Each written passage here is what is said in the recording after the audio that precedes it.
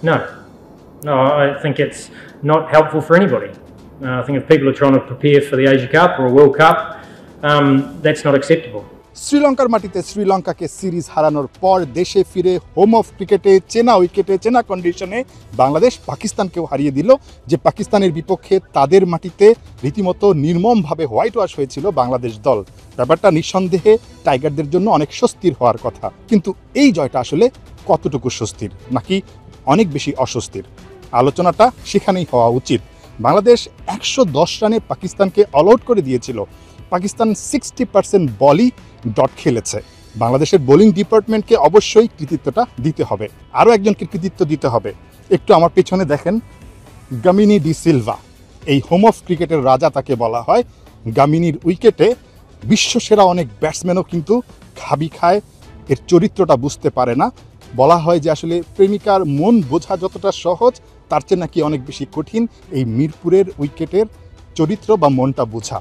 সাকিব আল হাসান তো একবার বলেই ফেলেছিলেন, এখানে যদি কেউ টানা 8-10টা ইনিংস খেলে তার ক্যারিয়ার শেষ হয়ে যেতে পারে। ঠিক এই টি-20 ম্যাচটা শুরুর আগে লিটন কুমার দাসও কিন্তু একই কথা বলেছেন, আক্ষেপের কথা বলেছেন।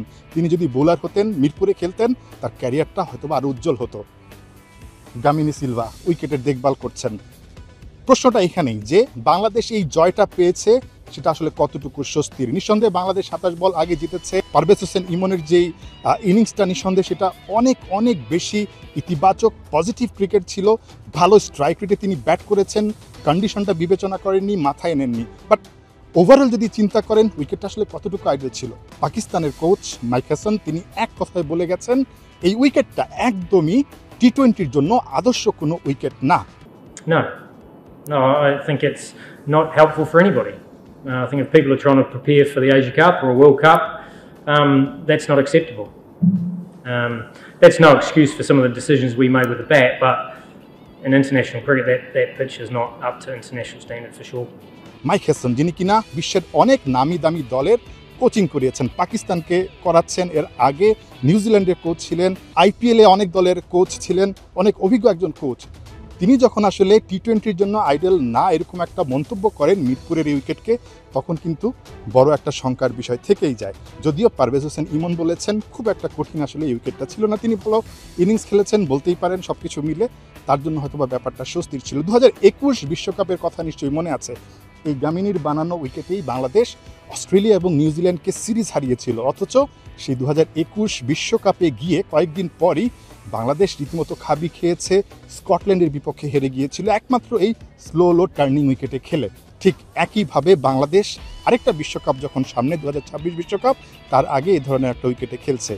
ব্যাপারটা আসলে কতটুকু আদর্শ বাংলাদেশ দলের জন্য, যখন কিনা বাংলাদেশের আত্মবিশ্বাসটা আসলে একটু উপরের দিকে উঠতে যাচ্ছে।